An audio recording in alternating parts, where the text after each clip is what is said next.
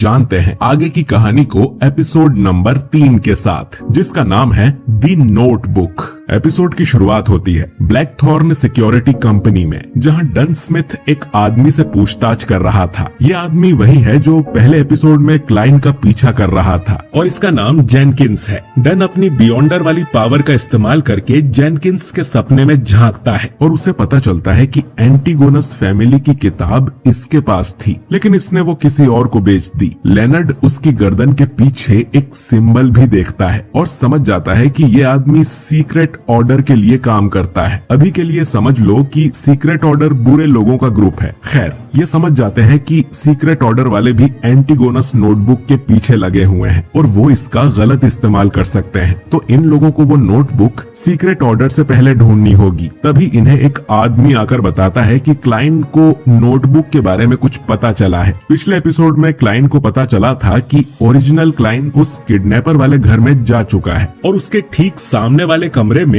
Original Kline Antigonus notebook देकर आया था। ये सब लोग वापस उस किडनैपर वाले घर में जाते हैं और उस कमरे में इन्हें एक औरत की लाश मिलती है जो सड़ रही थी। लेनर्ड बोलता है कि इसके ठीक सामने वाले कमरे में किडनैपर्स उस बच्चे को लाए थे। कितने इत्तेफाक की बात है, इन्हें कमरे में कोई नोटबुक नहीं मिलती और जिस औरत की यहाँ लाश पड़ी है इसका एक बेटा भी है, रे बीबर। तो इन्हें लगता है कि वो ही नोटबुक लेकर भागा होगा। ये अब क्लाइन से कहते हैं कि वो अपनी पावर का यूज करके रे बीबर की लोकेशन का पता लगाए। क्लाइन अपनी पावर यूज करता है, लेकिन उसकी छड़ी कमरे में घूमने लगती है और वो क्लाइन को ही मारने की कोशिश करती है, लेकिन डन उसे पकड़ लेता है और बोलता है कि कोई दूसरी शक्ति क्लाइन के काम में टांग अड़ा रही है, तो इन्हें किसी दूसरे तरीके से रे बीबर की लोकेशन पता करनी होगी। इसके बाद हम डन और क्लाइन को चाइनीज गेट के सामने देखते हैं, जहां डन क्लाइन के नए सूट की तारीफ करता है और उसे एक पेंडुलम भी देता है जो कि उसकी पावर यूज करने में हेल्प करेगा। डन बताता है कि होली कैथेड्रल से उन्हें परमिशन मिल गई है कि वो ग्रेड 2 का सील्ड आर्टिफैक्ट यूज कर सकते हैं। दोस्तों, सील्ड आर्टिफैक्ट्स पावरफुल आइटम होते हैं जिन्हें बियॉन्डर किसी टूल की तरह यूज कर सकते हैं और इस आर्टिफैक्ट का यूज ये लोग रे बीबर को ढूंढने में करने वाले थे। ये आर्टिफैक्ट बैकलैंड वाले ऑफिस में था और वहाँ से इनके शहर टिंगेन लाया जा रहा था। बैकलैंड से 3 लोग उस आर्टिफैक्ट को लेकर आते हैं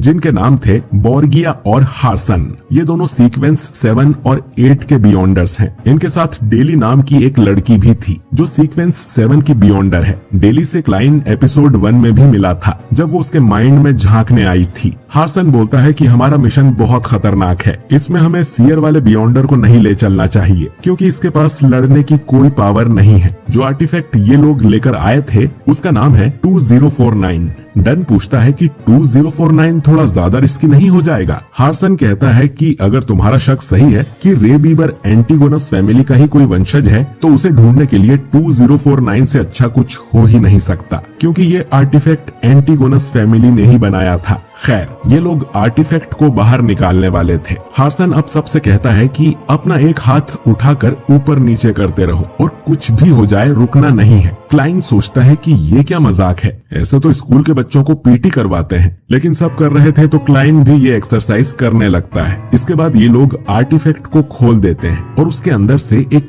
जोकर जैसा पपेट निकलकर बाहर आता है, जो शुरू में तो क्लाइन को बहुत क्यूट लगता है, लेकिन ये पपेट क्लाइन पर ही हमला कर देता है। क्लाइन का पूरा शरीर पैरालाइज हो गया था, जैसे वो भी एक कठपुतली बनने वाला हो। पर तभी लेनर्ड पीछे से धक्का देकर क्लाइन को नॉर्मल कर देता है। ये डॉल असल में लोगों को पपेट बनाकर कंट्रोल कर सकता है। ये अपने आसपास 5 मीटर के दायरे में किसी भी इंसान को अपना टारगेट बना सकता है, लेकिन एक मामूली धक्का देकर उस इंसान को डॉल के चंगुल से निकाला जा सकता है, जैसे अभी लेनर्ड ने किया। ये डॉल अब क्लाइन के पीछे पड़ जाता है। डन कहता है कि क्लाइन के पास एंटीगोनस की नोटबुक थी, शायद उसीलिए ये डॉल क्लाइन की तरफ अट्रैक्ट हो रहा है और इतने में वो डॉल डन को भी अपना टारगेट बना लेती है और डेली धक्का मार के उसे नॉर्मल कर देती है। इसीलिए ये लोग अपना हाथ ऊपर नीचे कर रहे थे ताकि अगर ये डॉल किसी को कंट्रोल करने की कोशिश करे तो बाकी लोगों को पता चल जाए और वो धक्का मार के उसे बचा ले। लेनर्ड अब डॉल के सामने रे बीबर का कोट पटक देता है, जिसे देख ये डॉल गुस्सा हो जाता है और ये बात कंफर्म हो जाती है कि रे बीबर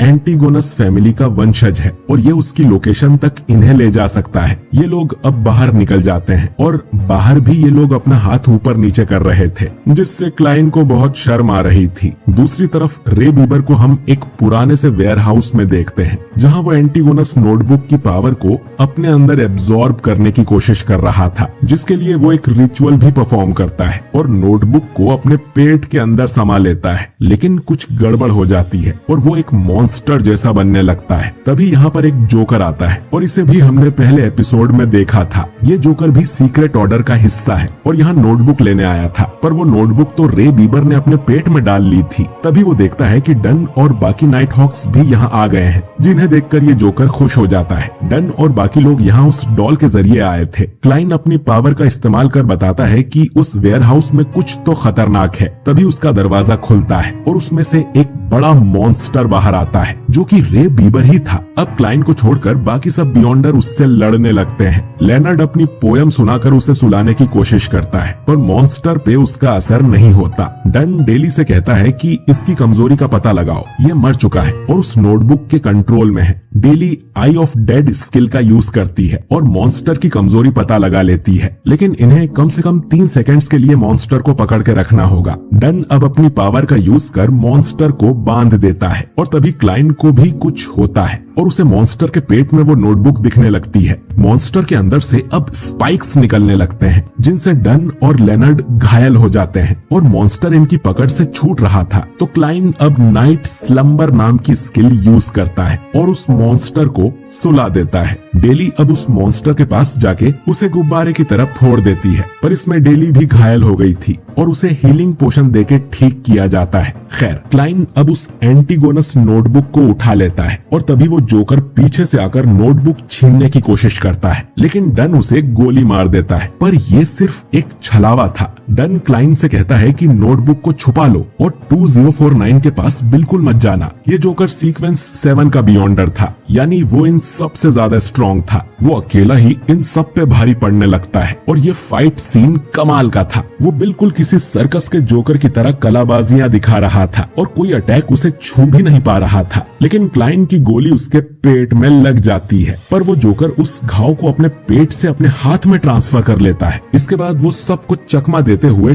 2049 का बॉक्स खोलकर उसे आजाद कर देता है, जो बाहर आते ही सबको फ्रीज कर देता है और उन्हें पपेट बनाने लगता है। वैसे तो वो एक साथ 2 लोगों को ही कंट्रोल कर सकता है, लेकिन एंटीगोनस नोटबुक की वजह से उसकी पावर और भी बढ़ गई थी। क्लाइन सोचता है कि उसे कोई एक्सटर्नल फोर्स चाहिए जो उसे आजाद कर सके। वो अब अपने रिचुअल वाले मंत्र पढ़कर ग्रे फॉग वाली दुनिया में चला जाता है, जिससे वो पपेट के कंट्रोल से बाहर आ गया था। क्लाइन अब वापस असली दुनिया में जाता है और ऐसा नाटक करता है कि वो तो अब भी पपेट के कंट्रोल में है। वो जोकर अब क्लाइन के पास आता है और उससे कहता है कि वो नोटबुक मुझे दे दो, बदले में मैं तुम्हें आजाद कर दूंगा। क्लाइन को छोड़कर बाकी सब लोग बेहोश हो गए थे, पर हम देखते हैं कि लेनर्ड भी अपनी शैडो की वजह से जाग गया था। खैर, ये जोकर भी सीयर पाथवे का बियॉन्डर है, बिल्कुल क्लाइन की तरह। क्लाइन सीक्वेंस 9 पर है और ये जोकर सीक्वेंस 7 पर है। ये क्लाइन को उसके अगले सीक्वेंस यानी 8 का नाम भी बताता है, जो है क्लाउन। और ये बात अभी तक एक मिस्ट्री थी। क्लाइन अब उस पर अटैक कर देता है और वो जोकर गलती से पपेट की रेंज में चला जाता है और खुद भी फ्रीज होने लगता है। क्लाइन अब इस जोकर को गोली मार देता है और मरने से पहले ये जोकर बोलता है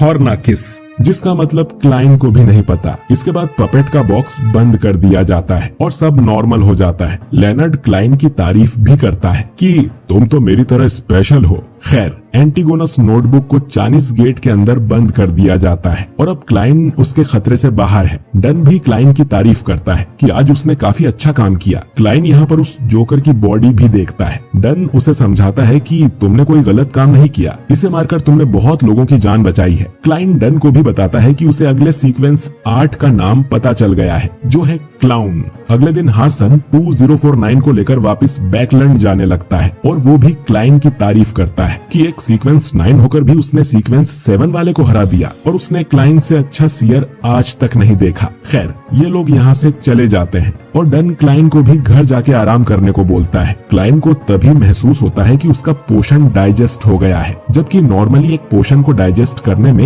1-2 साल भी लग जाते हैं। क्लाइन को जानना था कि हॉर्नाकिस शब्द का मतलब क्या है, तो वो अपनी यूनिवर्सिटी के एक हिस्ट्री टीचर से मिलने जाता है, जिसका नाम मिस्टर एजिक है। एजिक बोलता है कि उसे भी इस शब्द के बारे में ज्यादा कुछ नहीं पता है। क्लाइन ने एजिक को नहीं बताया था कि वो एक बियॉन्डर बन गया है और एजिक उसे समझाता है कि वो थोड़ा संभल कर रहे। क्लाइन यहाँ से चला जाता है और हम देखते हैं कि एज इफ कोई मामूली टीचर नहीं है, उसके शैडो में से एक स्केलेटन बाहर निकल कर आता है और ये एपिसोड यहीं पर एंड हो जाता है।